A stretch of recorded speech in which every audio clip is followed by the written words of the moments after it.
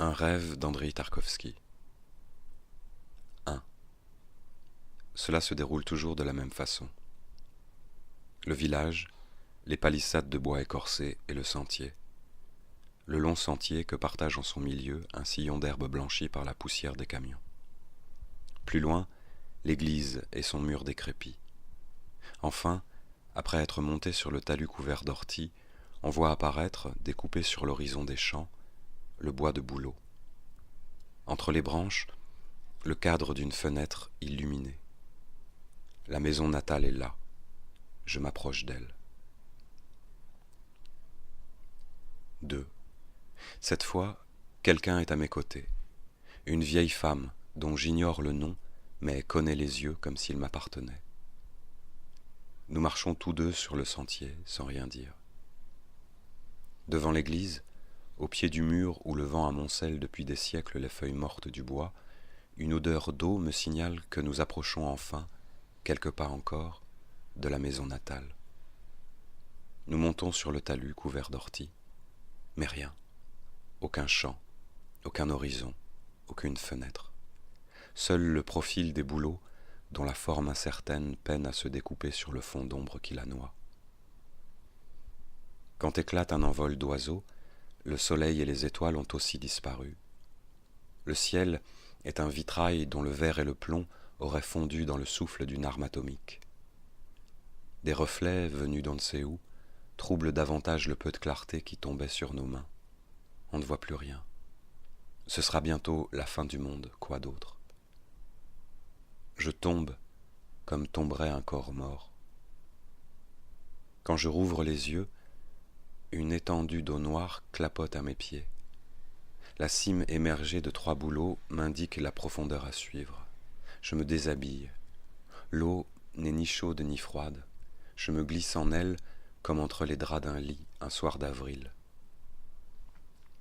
L'eau pénètre ma bouche, ma gorge, mes poumons. Je n'étouffe pas. Je respire à grands traits cet air à peine plus dense.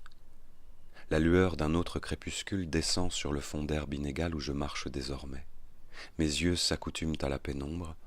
Je distingue les contours d'objets que je reconnais.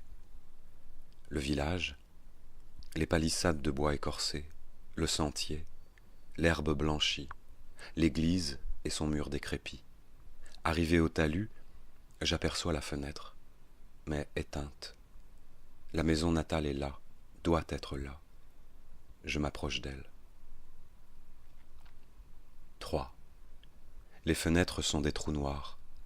La porte d'entrée, arrachée, ne tient plus qu'à un gond. Quand je franchis le seuil, de fines colonnes de poussière pailletée s'élèvent du sol et vont se défaire en volutes ralenties sur les poutres du plafond.